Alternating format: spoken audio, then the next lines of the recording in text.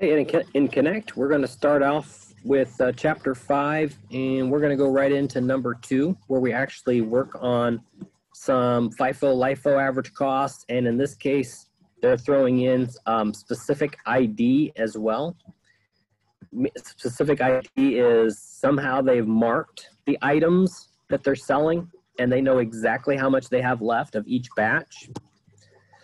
So I wanted to go through one of these examples, and we'll do a couple of them. We'll do like the specific ID and maybe FIFO or LIFO and average, and do just so you can kind of get a hint of how the program's going to look.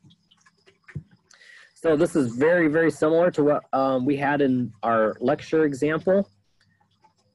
Same kind of a layout where we have beginning inventory, and then we sell some stuff, buy some stuff, have some sales. All right, so let's just get right into it. The first one here, it's telling us that we're doing specific ID. Down here, right before we get to that, it's telling us for a specific ID, we have 200 items left in ending inventory. And you could easily figure that up if we were to look at this and just kind of go in order. If we had 140 items in beginning inventory, and then we sold 100. Mental math tells me there's 40 left. And then I bought 60. So now I'm at 100. I'm at 100 items. I sold 80. So now I'm down to 20. And then I just bought 180 before it was all said and done. So I'm at 200 items. And it's saying, okay, of those 200 items, 180 were from our prior purchase. Well, that makes sense because I didn't have a sale afterwards. So yeah, we're going to have all of them. For the specific ID, it's saying 5 came from the January 20th purchase. So there's 5 still in this $60 batch. And then there's 15 left from this. So that's how we're going to go about filling in this chart to figure out our cost of goods sold for the specific ID, and then we're going to compare them in part 3. All right, so for January 1, first thing we need to put in is the unit cost, so that's easy enough. They were $6 a piece. And then it's going to be easiest to come over here, I think, to fill in the ending inventory and then work our way back to the middle, because it tells us out of those 140 for the specific ID, there's 15 left. So if I come over here and I put in the 15, it knows that they cost me $6 a piece. So it's telling me, okay, our ending inventory cost is 90 bucks.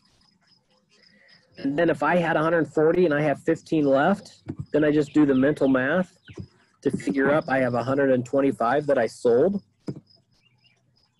$6 a piece, so it's telling me my cost of goods sold.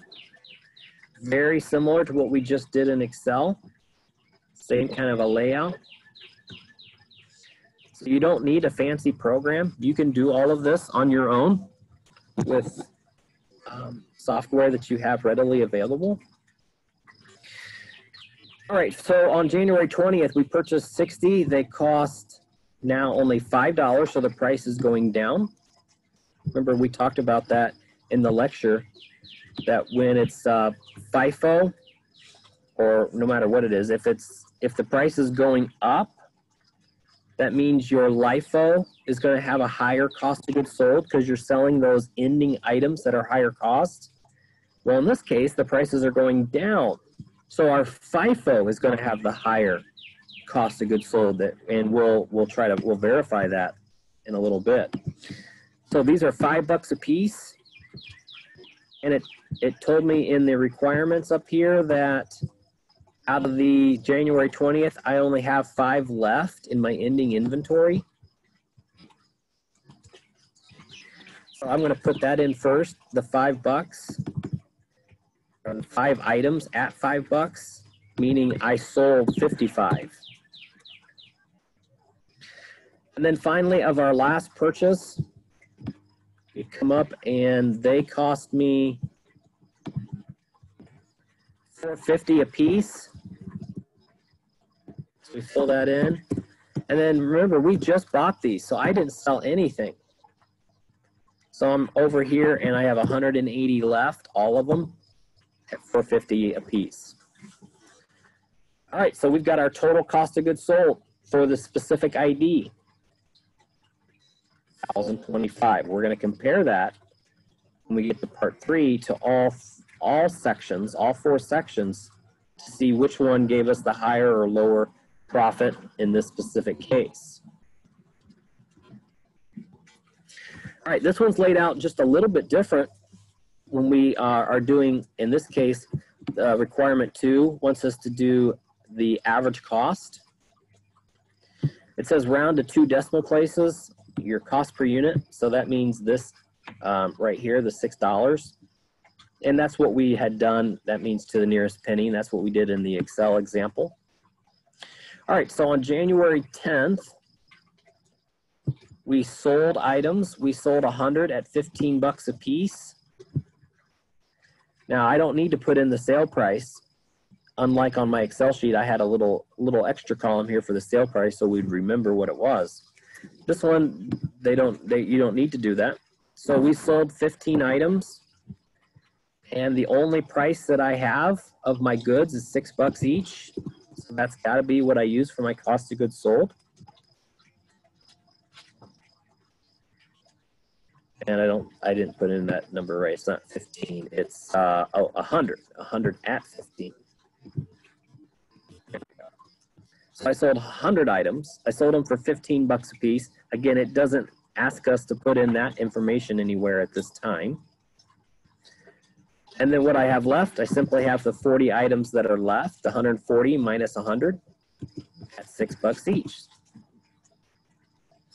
Now, where it gets to be a little bit more difficult is when we come up here and we have a purchase, 60 units at $5 a piece. So I put in the 60 bucks, I put in the 60 items. And they cost me $5 a piece. So look at, it's actually filling in a lot of this for us. It's saying I have, these 40 have just been brought down. These 60, they're putting it over here in the ending. They're just taking an extra step that we didn't do in Excel. They're just, instead of doing mental math, 40 plus 60, they're physically putting it over here so you can see it adding up. So there's 100 items, and then they simply want us to put what it is.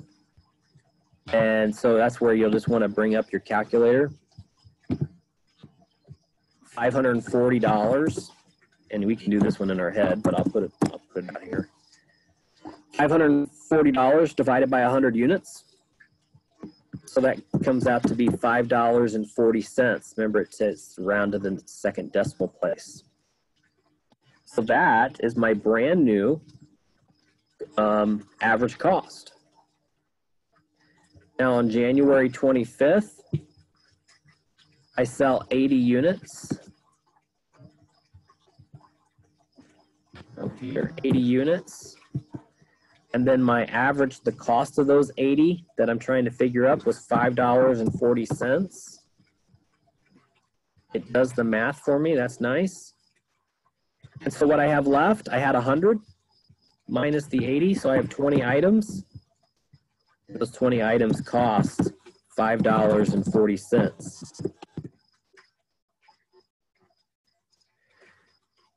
Our last item, January 30th. I purchased 180 items at $4.50 a piece. 180 at $4.50. So what it's doing is it's bringing down this 20 and then doing the mental math. Take the 20 plus the 180. It says, okay, we got a total of 200 items. All of the cost together is $9.18. So we just bring up the calculator. 918 divided by 200 items is $4.59. Now we could compare between the first two, 1,032 cost of goods sold and 1,025. So right now, the one that's going to give us one that has the higher cost of goods sold is the average cost, not by much, $7. If it has a higher cost of goods sold, that means it's going to have a lower income or gross profit.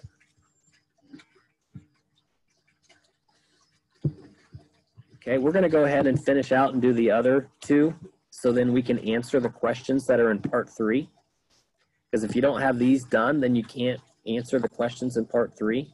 So I'm going to go through a little bit quicker on these, especially on the LIFO on the last one. I'll kind of talk through a little bit on the FIFO.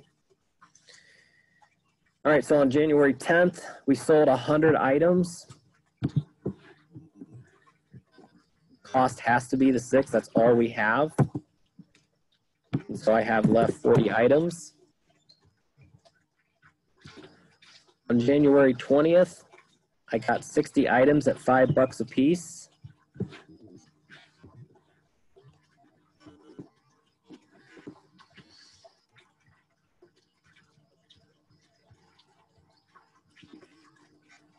Oh, sorry. Yep. 60 units at $5 a piece. So it's saying, okay, what do we need to do? We actually need to fill this in on the average cost. It filled it in for us. So we have 40 still at $6 a piece. We now have 60 at $5 a piece.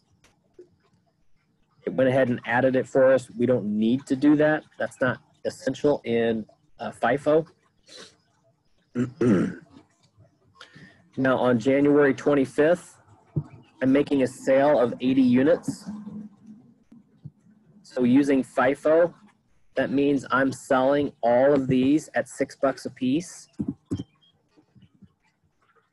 And then if I'm selling 80 units, that means I'm selling 40 more of this lower priced item.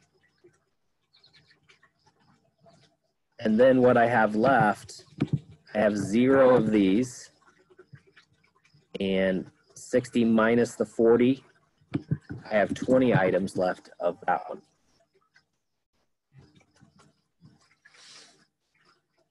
And now on the 30th, the only thing we had here is we had a purchase of 180 at $4.50. So we can start filling in our ending inventory. We had 0 at $6 still. We have 20 at $5, and we have 180 at $4.50.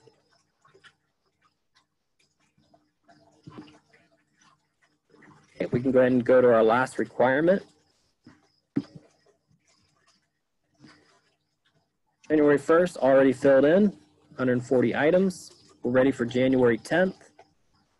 We sell 100 units.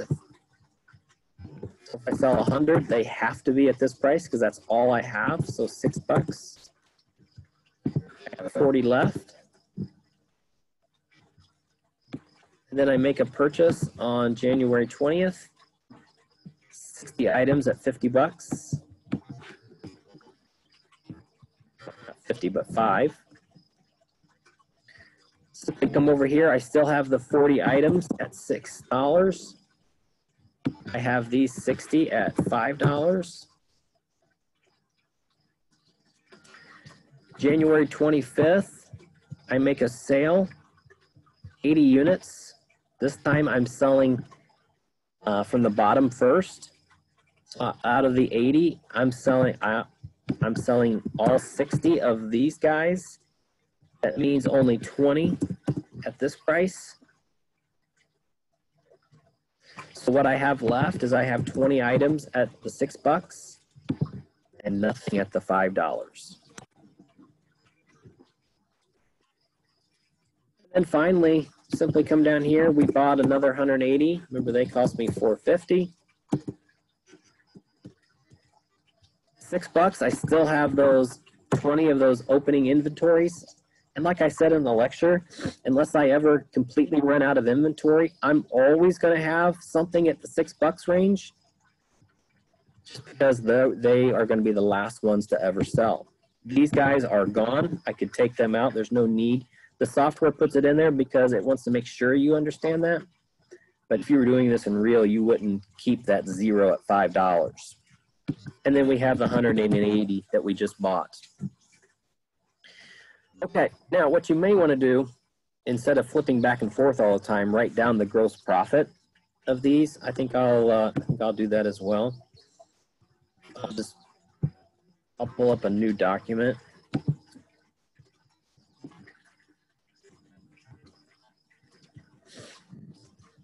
All right, so we had, I'll just do them in backwards order. LIFO, cost of goods sold, was 1,020.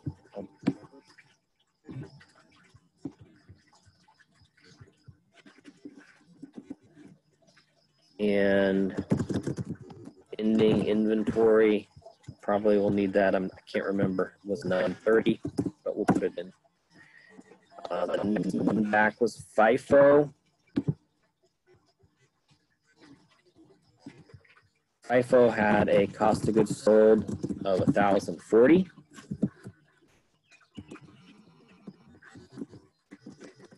And ending inventory of 910.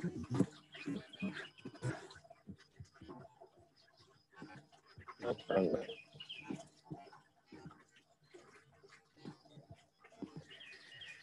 Average cost of goods sold of 1,032, ending at 918.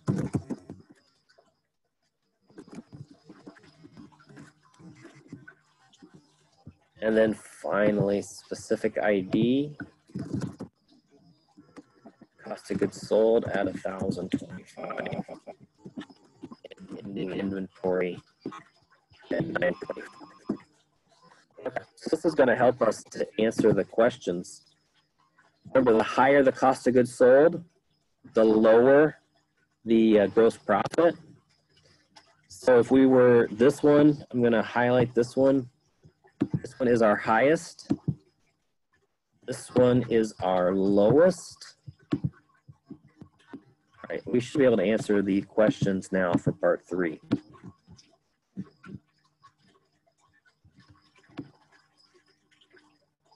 Oh, this wasn't the one I was thinking. That's okay. We can fill in this. Oh, yeah, the questions are down here. Okay. So it's not thinking that it's good that we did this. So we put some of these numbers out here. We don't have to keep flipping back. So when we fill in this income statement, the sales out here, we sold 180 units. And both times they cost 15, so I can just take the 180 times 15 to see that I sold $2,700 worth. And the program knows that once I put that in, I thought it would. The sales are going to go the same. Some of the problems, they do that. They actually do that. For whatever reason on this one, it's not set up like that. The sales don't change. Our sales number, the only thing that changes is the cost of goods sold. Now I can start entering in the cost of goods sold. Specific ID was 1,025. And then average cost was 1,032. Cost of goods sold. FIFO was 1,040 and then 1,020.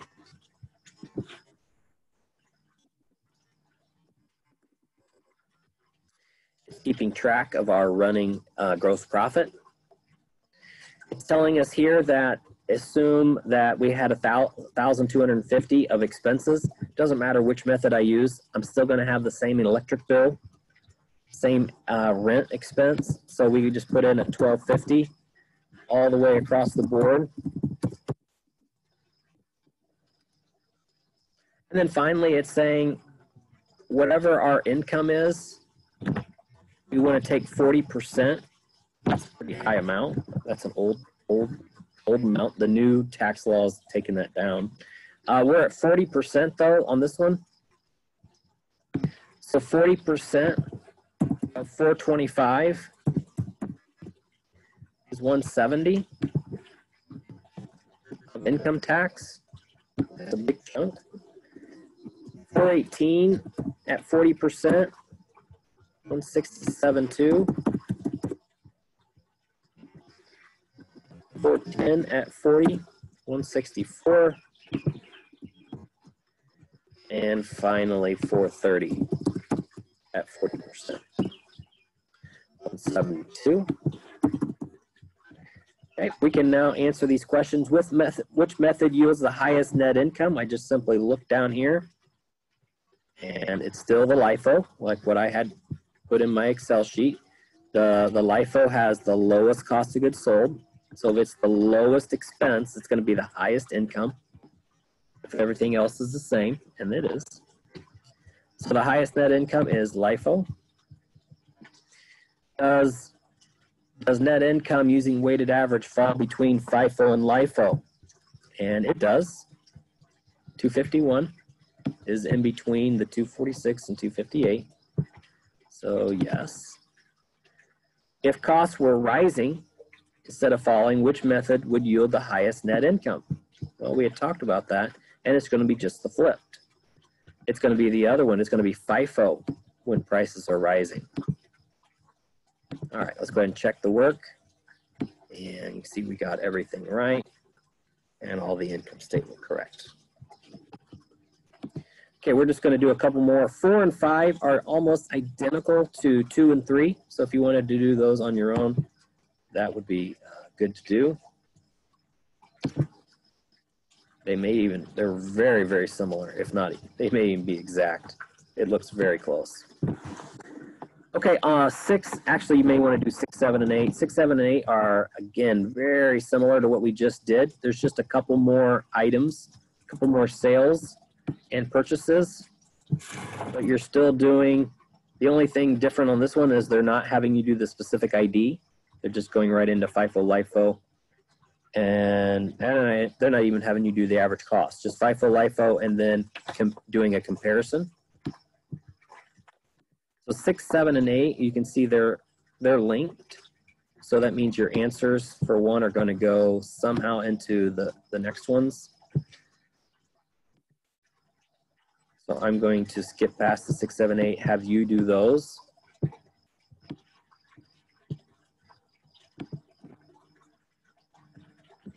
Okay, what this one is, this one I didn't have in my notes because it's pretty easy just to talk about and explain. When you have inventory on your books, and if that inventory, you bought it for 50 bucks a piece, but if the inventory either becomes outdated because newer technology is coming in, think of like if I'm still have on my books a VCR, and that VCR back in 1985, well, it cost a lot of money. It was 100 bucks. Now a VCR is going to be about $3. So I don't want to keep it on my books for 100 because that's overinflating my assets. That VCR will not get me 100 bucks or more than that, hopefully.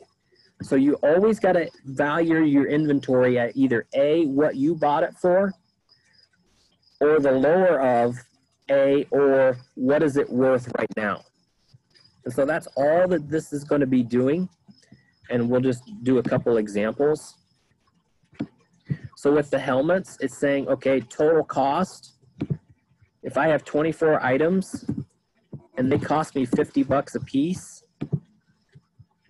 that's $1,200.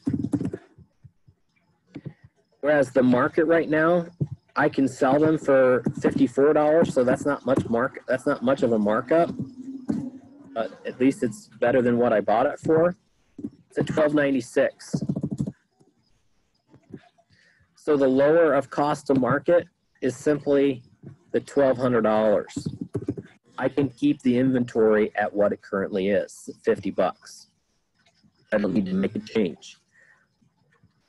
Now, when I come over to the bats though, the bats are a different story. Bats, I have 17 bats and I bought them for 78 bucks. So it cost me $13.26. That's what they're on my books for. But really, if I couldn't even sell them, not let alone for a markup like 80 bucks. I couldn't even sell them for what I bought them for. So they're only selling right now for $72, $12.24. So I have to mark down my inventory, take inventory away cost-wise for the difference and show that I need to use the lower of cost or market. So I basically lost $102 of value of my inventory. And I know I didn't do them all, but we'll just show that these two do look correct. And you're going to do the same for the other two. So it's not that difficult to do lower of cost or market. Okay, this one is kind of a little bit of a review. This is the, we did this in our previous, 2 chapters ago, where we did the current ratio. Current ratio being your current assets divided by your current liabilities. So they give us that, current assets. But then they want you to do a new ratio as well. They want you to do the inventory turnover. And then this one goes right along with it, the days sales and inventory. You can easily look those up in Google to figure out the formula. It's not hard. Just know that you're only going to, if depending on what it is, LIFO or FIFO, you're just going to be using these two numbers. And for FIFO, you're just going to be using these two. And the reason they give you two amounts, 2016, 2017, is because for the formula, you have to find the average inventory. You just don't use the ending. So you would do the math. You would take 110 plus 160 and divide it by 2 to get your average inventory.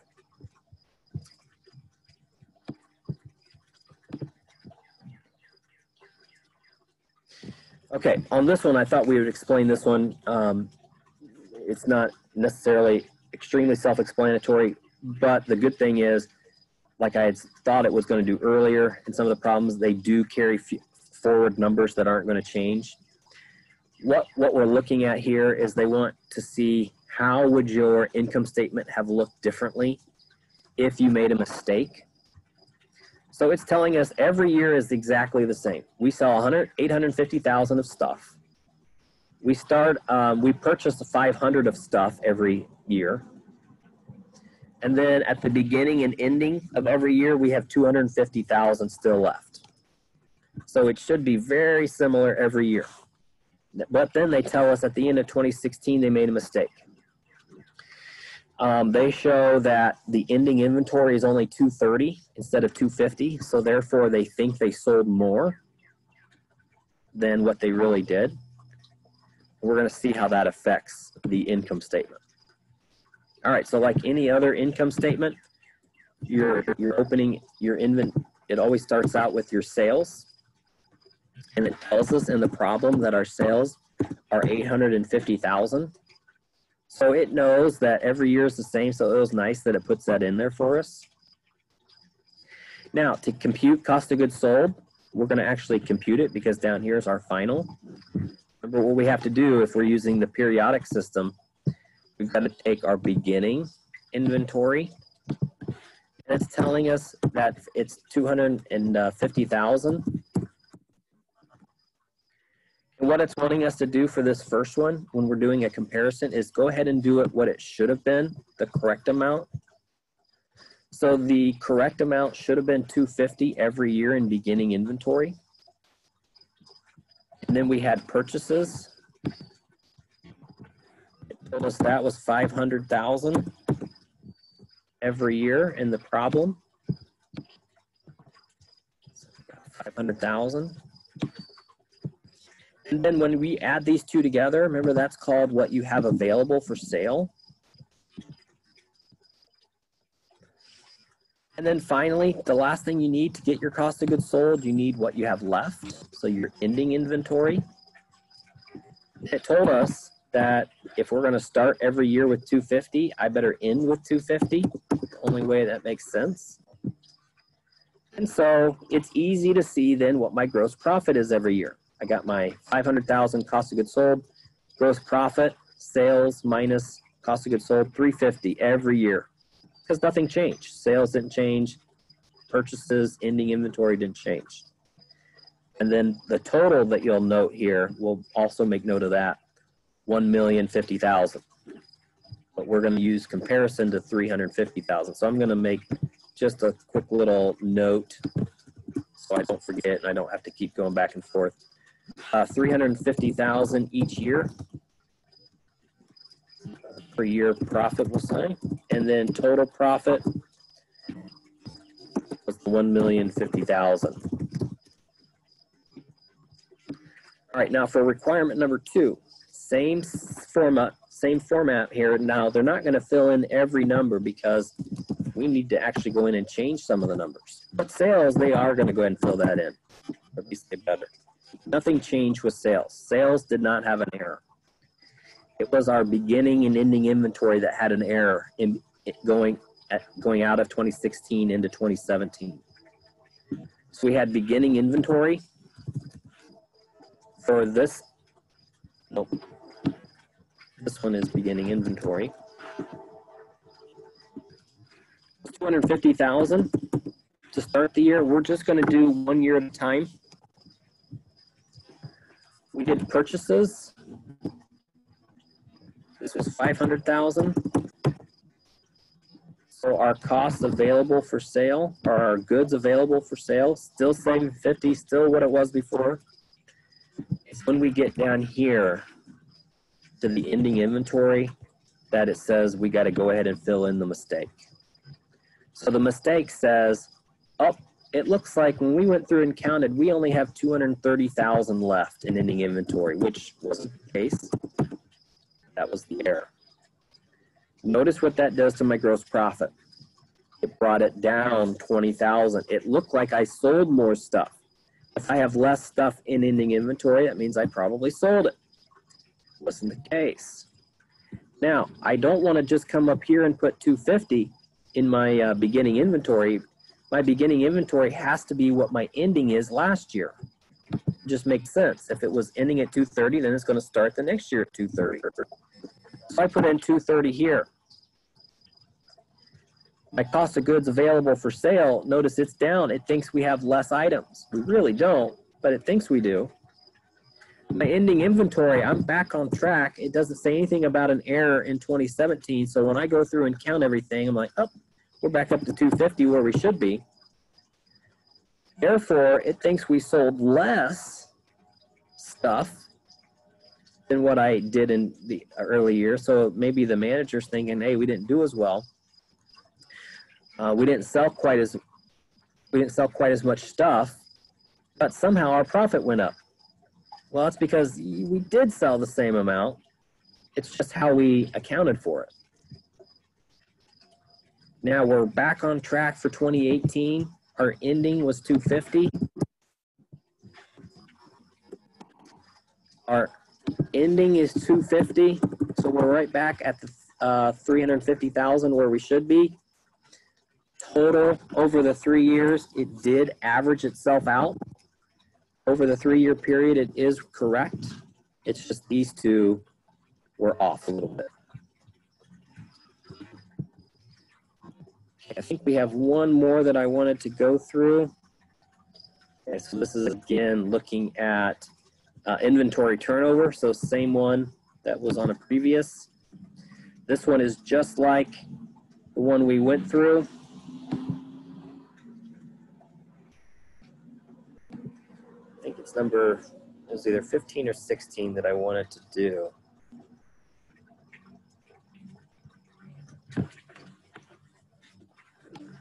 Okay, yeah, this one is looking at it and saying we can actually figure out what our ending inventory is based on how much we're selling it for, kind of doing a kind of an odd working backwards type thing. So what this one says is we wanted to figure out the cost to the retail ratio. So how much lower is my cost than what I'm selling it for? So if you just do the math, if you take 63.8 and divide it by 128.4, it says round the cost ratio to the nearest whole percentage. So that's 50%.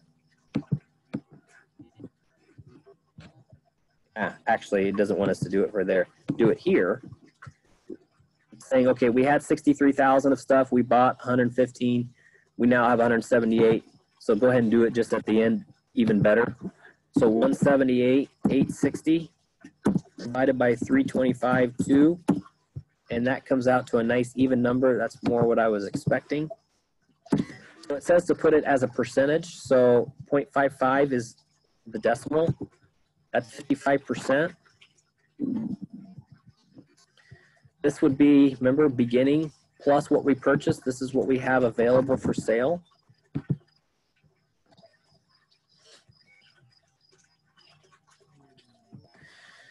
Okay, now, net sales at retail. It says we had 260,000 of net sales at retail, so we'll go ahead and fill that in. Remember, we had 325,000 marked up to the retail price. So if I sold everything, it would have been 325,200. I didn't quite sell everything. I still have some left, obviously, because I only sold 260. So this obviously would then be our ending inventory. And I can come do this one first. This one's the easiest. If I sold everything, I would have had 325,200, but I didn't. I only sold 260. So what I have left at the marked up price, the retail price is 65.2. And it's saying now we can work backwards, take 55% of that, and that's going to tell us our ending inventory at cost. Check the work, make sure we have the numbers done right, and we do. All right, I think we're going to end there. Yeah, this one is just adding up inventory again. You should be able to do that, especially from the chapter 4. So I will see you next week. Next week is actually kind of a short week. For homework reasons, we're going to do one chapter. And then the second half of the week is dedicated to the midterm to see how you have done. And we'll do a review of some of the items for the midterm next week as well. Okay, we'll stop it here.